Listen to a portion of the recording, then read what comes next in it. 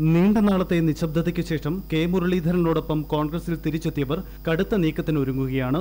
പാർട്ടിയിൽ തിരിച്ചെത്തി 1.5 വർഷം കഴിഞ്ഞിട്ടും ഭരണതലത്തിലും പാർട്ടി തലത്തിലും തങ്ങളെ അവഗണിക്കുകയാണെന്നാണ് ഇവരുടെ പരാതി. ബോർഡ് കോർപ്പറേഷൻ ചെയർമാൻമാരെ നിയമിച്ചപ്പോൾ അർഹമായ പ്രാതിനിധ്യം നൽകുമെന്ന് പറഞ്ഞെങ്കിലും അതുണ്ടായില്ല. പുനഃസംഘടനയിൽ പരിഗണനയുണ്ടാകുമെന്ന് പറയുന്നുണ്ടെങ്കിലും പുനഃസംഘടന നീണ്ടുപോകുന്നു.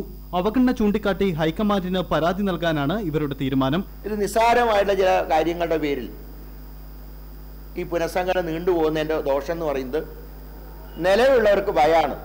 ഇത് എപ്പോഴാണ് സ്വന്തം സ്ഥാനം പോകാന്ന് അറിഞ്ഞുകൂടാ. പുതിയതായിട്ട് കിട്ടുമെന്ന് വിചാരിച്ചവർ ഏതായാലും അവനവന് സ്ഥാനം കിട്ടട്ടെ എന്നിട്ട് ആലോചിക്കുക എന്നുള്ള നിലപാടാണ്. ചുരുക്കി പറഞ്ഞ ഒന്നും നടക്കുന്നില്ല. അടുത്തു നടക്കുന്ന യൂത്ത് കോൺഗ്രസ് തെരഞ്ഞെടുപ്പിൽ പ്രത്യേക വിഭാഗമായി മത്സരിക്കാൻ മുരളീധരൻ അനുകൂലികൾ തീരുമാനമെടുത്തു.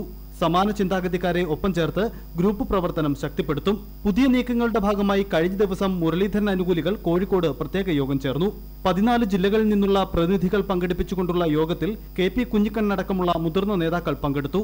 സമാന്തര നീക്കം ശക്തിപ്പെടുത്താൻ ജില്ലാ തലങ്ങളിലും പ്രത്യേക യോഗങ്ങൾ വിളിച്ചു ചേർക്കാനാണ് തീരുമാനം. TG Sajith, Thiruvananthapuram, India vision.